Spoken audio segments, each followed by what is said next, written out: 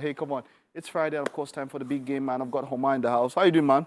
Always a pleasure to be here. Great to have you. Great to have you. Now, let's get straight to it. A lot happened across the week, of course. For me, one of the biggest, well, if it was based on the clubs, one of the biggest games would have been Juve versus PSG. But Juve already were out of reckoning. That's talking about qualifying for the later stages of the Champions League. So the best that they could do was to get for the playoffs for the Europa League.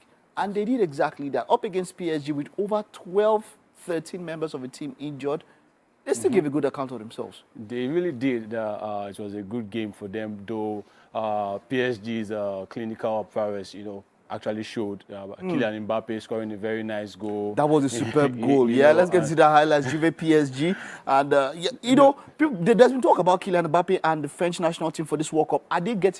Is he looking like he's set for the World Cup?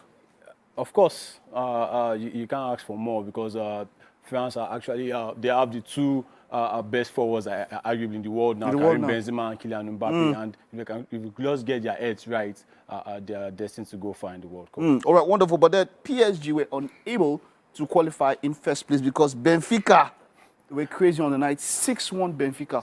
1-1 against PSG, home and away. So it depends on who they could draw Liverpool. We know that it will be a problem. How far do you think would Benfica be the dark horses for this year's Champions League? Benfica has always been, they've always been, challengers though, but they don't get to go far. But this season, they are a mix of young players, the likes of Enrique Araujo, the likes of Goncalo Ramos. They've been very, very good, and they have old heads in Rafa Silva and João Mario. So they've combined well since they lost Darwin. They're not even feeling the loss of Darwin. So much. This was the goal that you spoke about, and Juventus, of course, giving a good account of themselves and all that. One big thing for me for this match was the return of Federico Chiesa. Since January, 11 months out. Italy are not going to go for the World Cup. What do you think will happen next year? They have two more fixtures before the World Cup.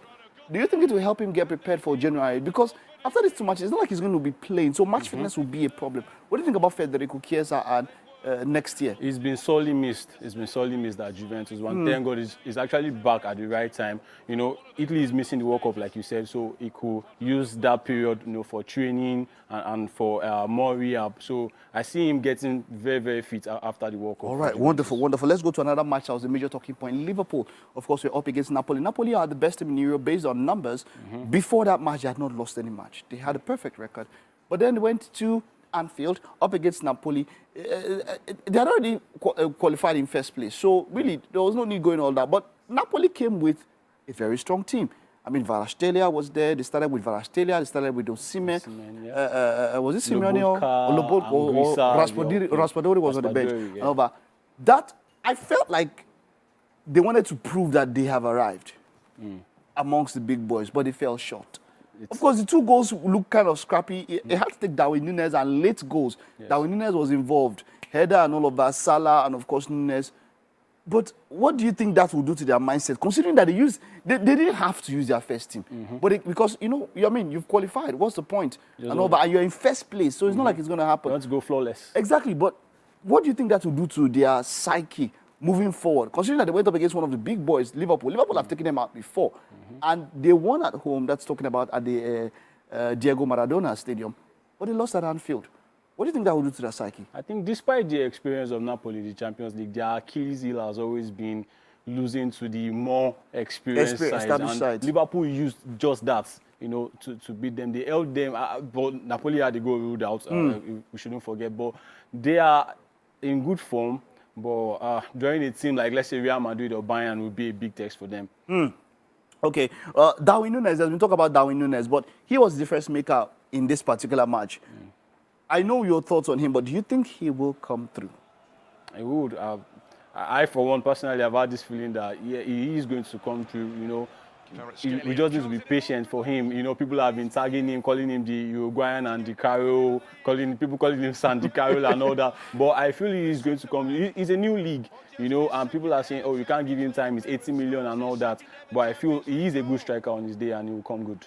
Okay, all right. Maybe we might take 1 or 2 calls when it comes to reaction. 0810-764-1679, 0902-416-3440.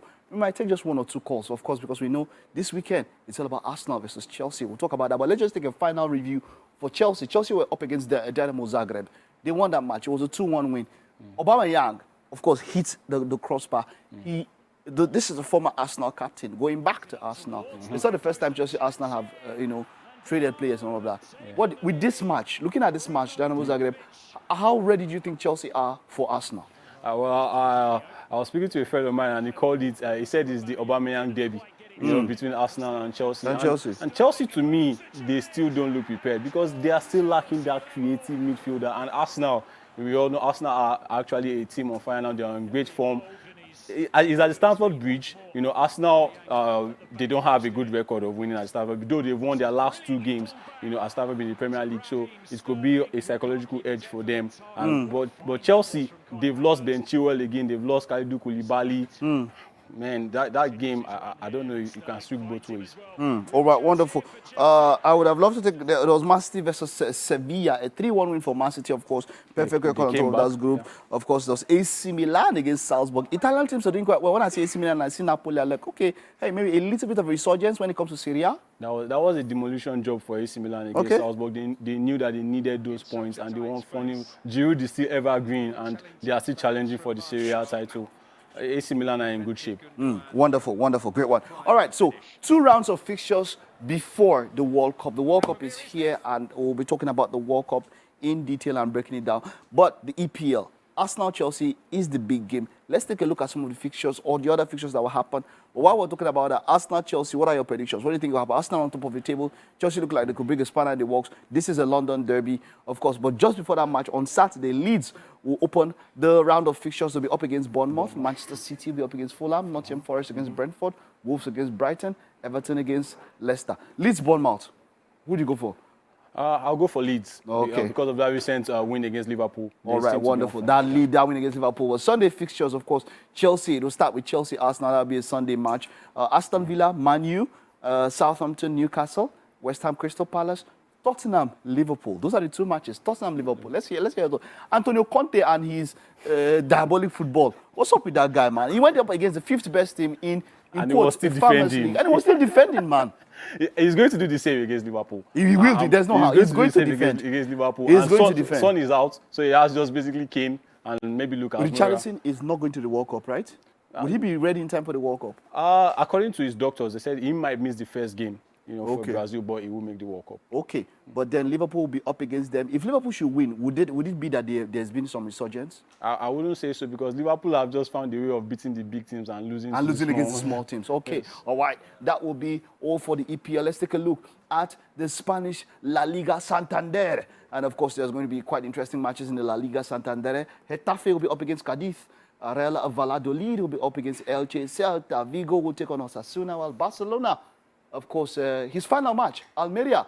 Gerard Piqué will be playing his final match against Almeria. Gerard Piqué is going to be retiring. We'll talk about that. But Atletico Madrid, of course, after a very, very terrible week for them, will be up against Espanyol. Real Sociedad will be up against Valencia. Villarreal will be up against Mallorca. Real Betis will take on Sevilla, and Rayo Vallecano will take on Real Madrid. But let's start with Barca. Barcelona will be up against Almeria. It will be Piqué's final match, retiring mid-season. Well, that is before the World Cup. We know that the World Cup has changed quite a number of things and all of that. What do you think necessitated this need to retire so suddenly? Well, there's been talks of him having bad blood with the club, administrators, the fans are saying he's saying they're no longer loyal to him and all that. Personal reasons, really, but Gerard Piqué has been a good... A rock. So they should send him off in a good way because, hey, come on, there have been more happy times than sad times. Thank God he's at home. So I feel a win and it would be a perfect send-off for Gerard Piqué. He's tried a lot. Wonderful, great one. It's been a wonderful time with you, Omar. But let's take a look at Serie A. We'll run up with that one. Let's take a look at the fixtures that happened in the Serie A. Of course, like we mentioned, Serie A have been resurgent to the Champions League. But this weekend, they will be starting off on Saturday. Empoli will take on Sassuolo. Salernitana will take on Cremonense.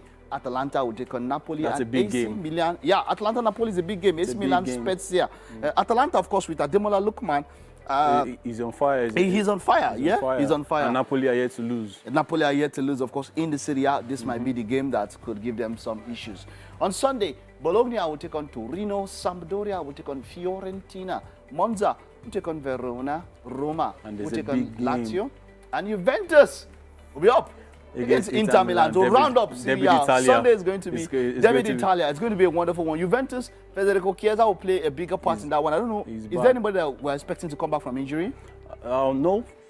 For Inter, probably Lautaro Martinez. Okay. Yeah, all right. Thank you so much. It was great having you, Omar. We have to go now.